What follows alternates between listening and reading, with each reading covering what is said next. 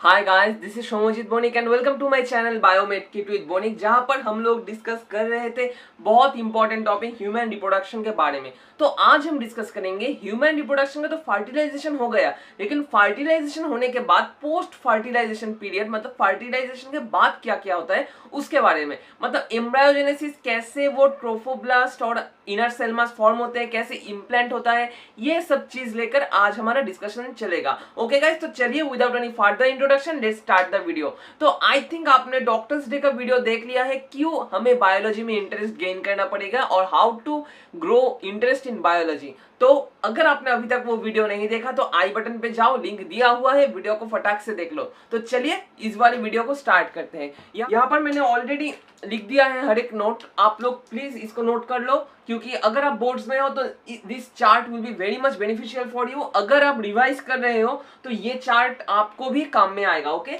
तो पहले हमें यहाँ पर जानना पड़ेगा what is the difference between cleavage and mitosis. Cleavage का मतलब क्या होता है?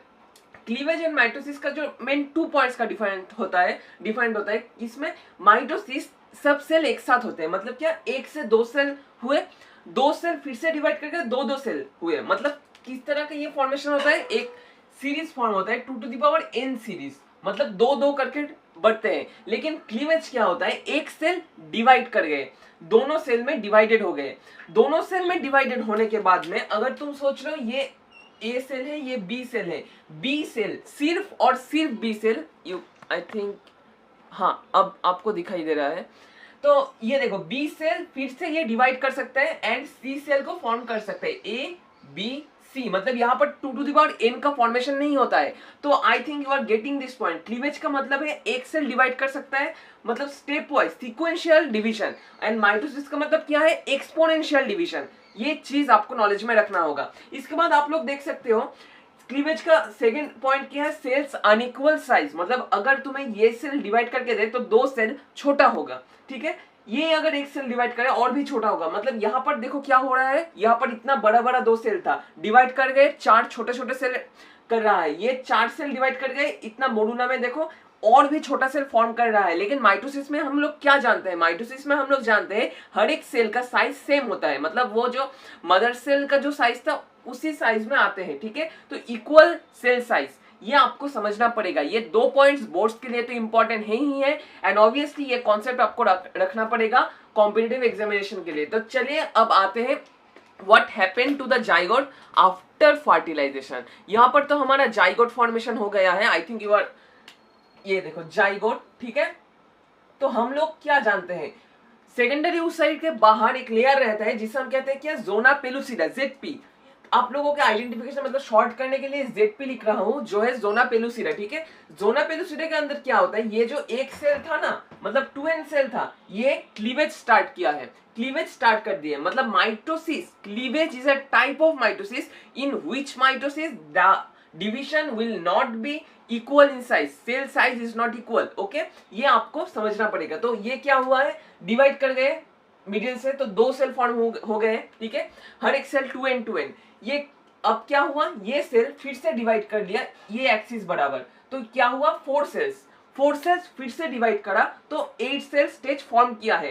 एज पर एनसीईआरटी ये जो सेल है ना, मतलब जो ये क्लीवेज, ये जो क्लीवेज में जो सेल प्रोड्यूस होता है इसे हम कहते हैं क्या, ब्लास्टोमियर, ब्लास्टोमियर, ठीक है, ब्लास्टोमियर।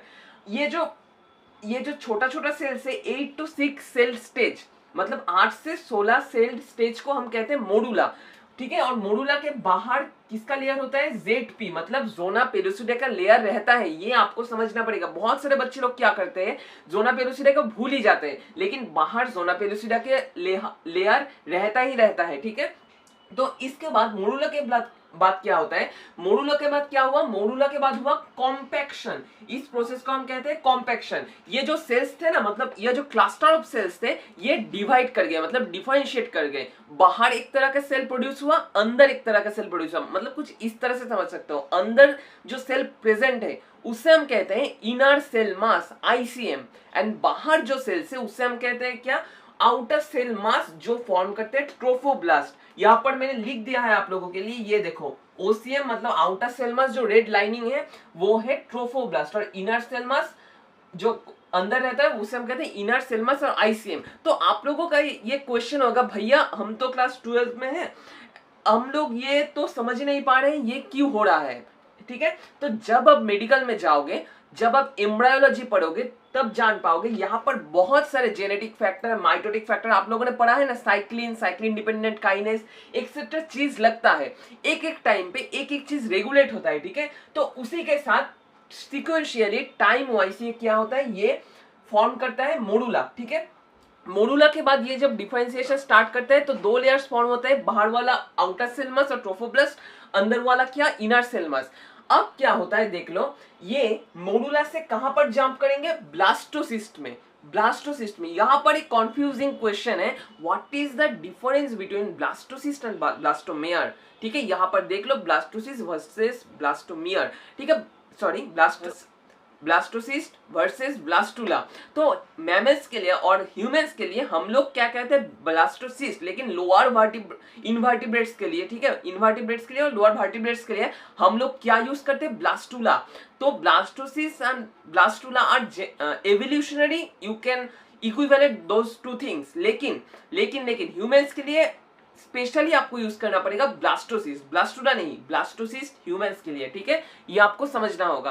तो इसके बाद आप लोग देख सकते हो यहाँ पर जो आउटर सेल मस था, आउटर सेल मस एंड इनर सेल मस के अंदर एक देखो एक एंट्रा मतलब एक कैविटी टाइप का क्रिएट हो गया है, इसे हम कहते हैं ब्लास्टोसिल, ठीक है। कहां पर रहता है, ब्लास्टोसिस्ट में।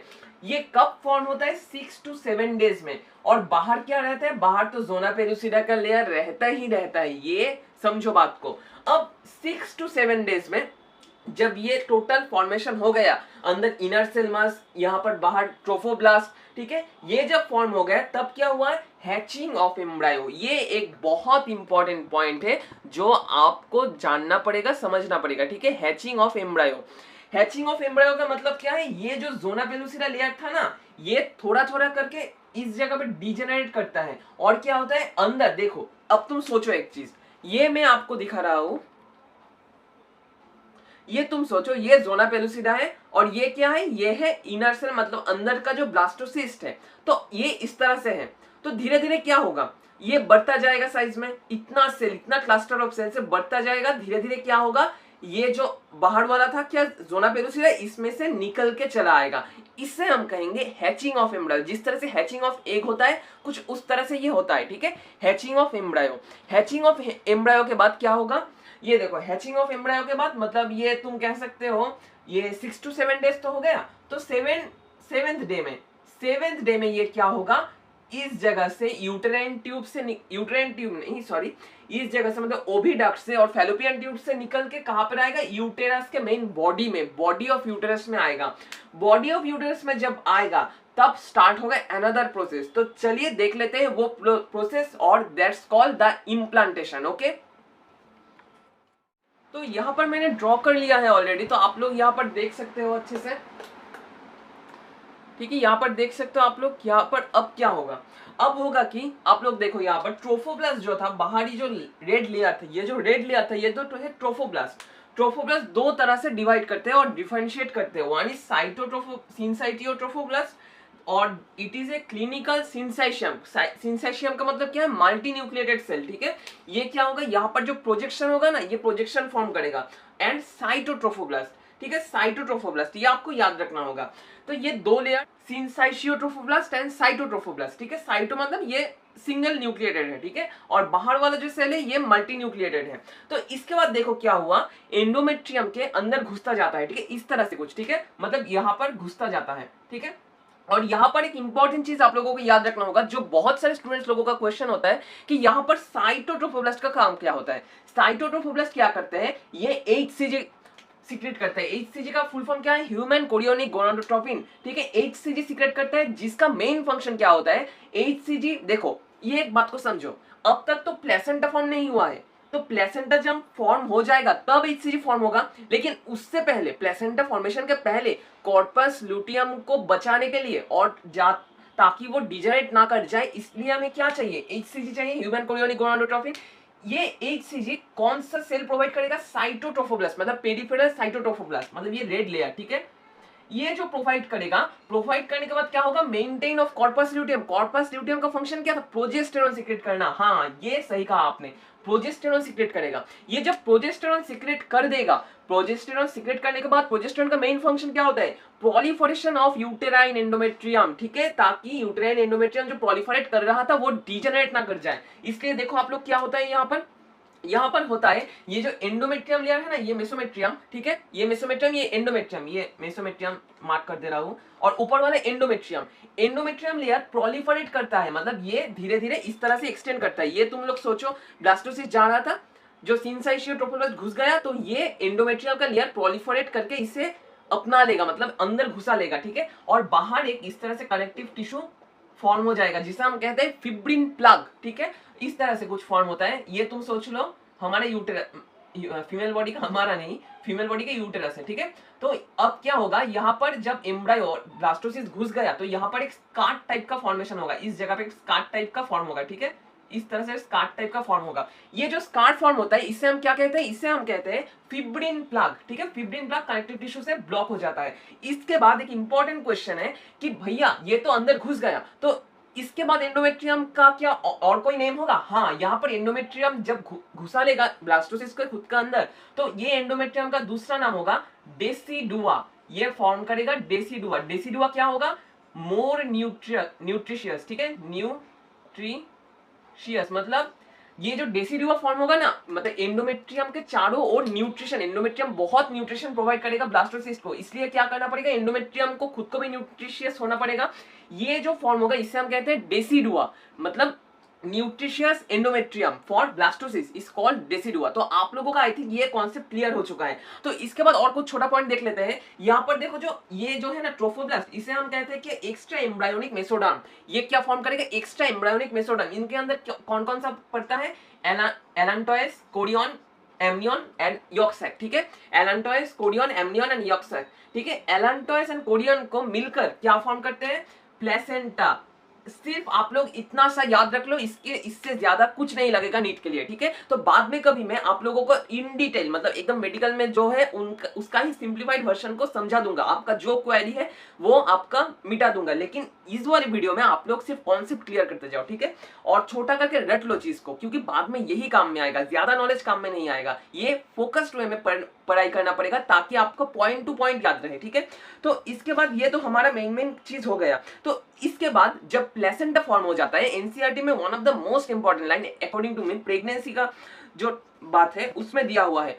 प्लेसेंटा फॉर्मेशन होने के बाद प्लेसेंटा का मेन काम क्या होता है, ये एक इंपॉर्टेंट क्वेश्चन है। प्लेसेंटा का मेन काम होता है मदर बॉडी से न्यूट्रिशन प्रोवाइड करना फीटल बॉडी में और एम्ब्रायो में, ठीक है, फीटस में न्यूट्रिशन प्रोवाइड करना। इसलिए मदर बॉडी से 2 umbilical when and 2 umbilical artery जाता है, ठीक है, फीटस के अंदर। लेकिन थोड़ी देर, कुछ दिन बाद क्या हो जाता है, 1 महीने के अंदर अंदर राइट अम्बिलिकल वेन वो डिजेनरेट कर जाता है and left umbilical when persist करता है, ठीक है। जो क्या करता है, अम्बिलिकल वेन यहाँ पर कौन सा ब्लड लेकर जाता है, अम्बिलिकल वेन यहाँ पर जो ब्लड लेकर जाता है वो है ऑक्सीजनेटेड ब्लड, ठीक है। ऑक्सीजनेटेड ब्लड फीटस में प्रोवाइड करता है अम्बिलिकल वेन, ये एक एक्सेप्शन है, समझो बात को। अम्बिलिकल वेन ऑक्सीजनस ब्लड को फीटस में प्रोवाइड करता है, और अम्बिलिकल 2 आर्टरीज रहते हैं। अम्बिलिकल आर्टरीज क्या करते हैं, डीऑक्सीजनेटेड ब्लड को मैटरनल बॉडी में ले आते हैं। परसेंटेज और जो है वो मैं बाद में कभी बता दूंगा। जब प्लेसेंटा फॉर्म हो जाता है तब क्या होता है, देखो तब होता है प्लेसेंटा से जो 3 हार्मोन्स निकलते, 3-4 हार्मोन्स निकलते हैं, मैं यहाँ पर बता दे रहा हूँ। Placenta also acts as an endocrine tissue and provides several hormones such as human chorionic gonadotropin, human placental lactogen, HPL, estrogen, progesterone, ठीक है। ये एक चीज आपको जानना पड़ेगा, ठीक है। तो हमारा तो मेजोरिटी कवर हो गया है, लेकिन अब प्रेगनेंसी के बारे में छोटा छोटा कुछ चीज मैं आपको बता देना चाहता हूँ जो बहुत ही इंपॉर्टेंट है।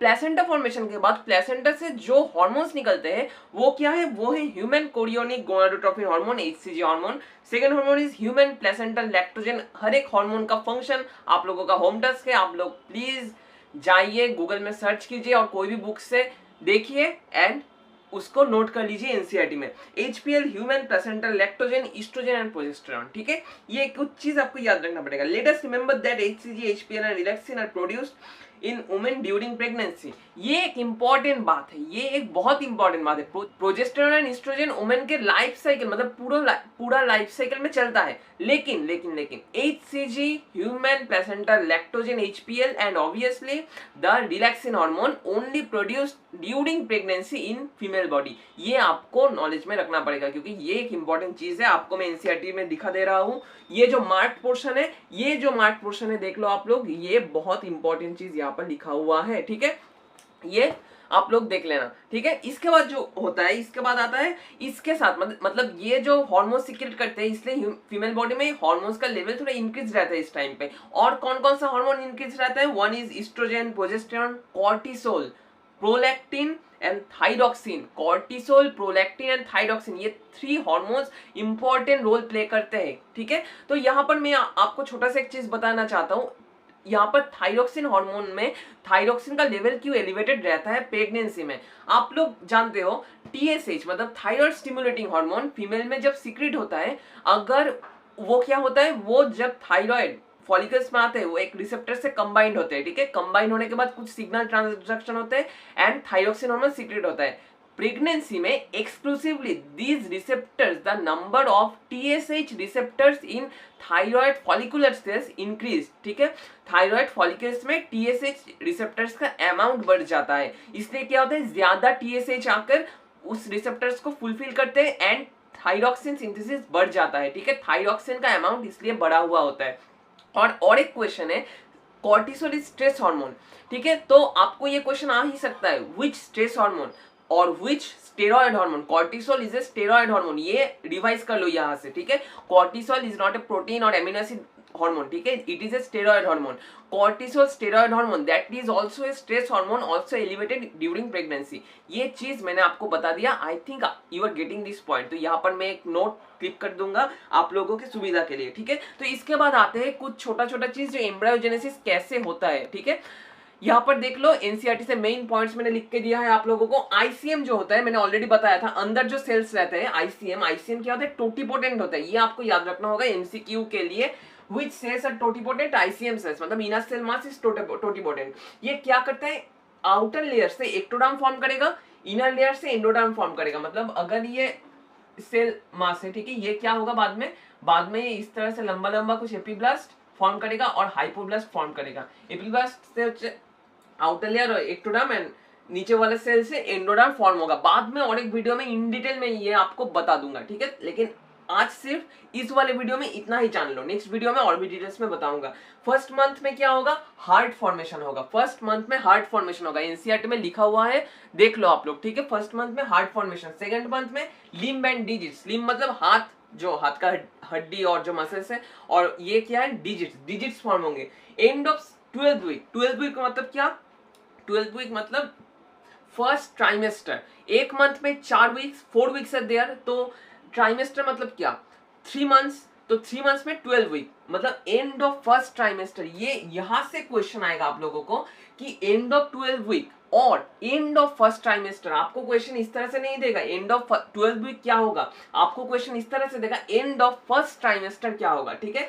थोड़ा कैलकुलेशन कर लेना, ठीक है। Limbs and external genital organs well develop होता है, ठीक है। इसके बाद आओ end of 5th month. 5th month के बाद क्या होगा, मूवमेंट ऑफ फीटस। ये एक बहुत इंपॉर्टेंट चीज है, ठीक है, इंपॉर्टेंट चीज है movement of foetus and hair appearance, मतलब जो बाल होते हैं वो निकलते हैं। और last one but not the least, most important चीज, यहाँ पर एक टर्म आपको मिलेगा जो एनसीईआरटी में नहीं है, मैं यहाँ पर बताऊंगा।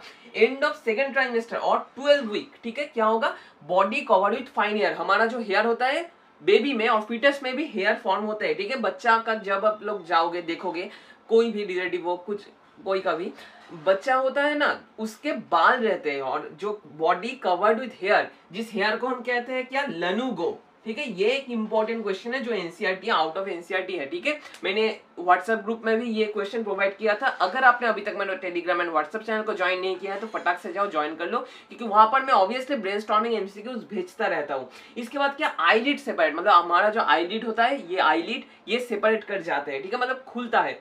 And obviously eyelash are formed. Eyelash मतलब ये जो ऊपर वाले होते हैं ना, वो जो hairs of eyelids that is called eyelash is form. तो इसके साथ ही हमारा pregnancy and implantation and embryonic development का वीडियो कंप्लीट हुआ।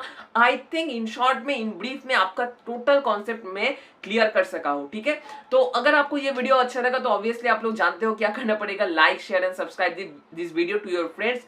और you can also comment in the comment box कि नेक्स्ट टाइम में आपको कौन सा वीडियो चाहिए। मैं बता रहा हूँ नेक्स्ट टाइम में मैं endocrinology and obviously the neural connection जो human CNS central nervous system है इसका रिवीजन वीडियो लाऊंगा कल। ओके गाइस, तो stay tuned and obviously stay home, stay safe and watch the next video. Okay guys, thank you.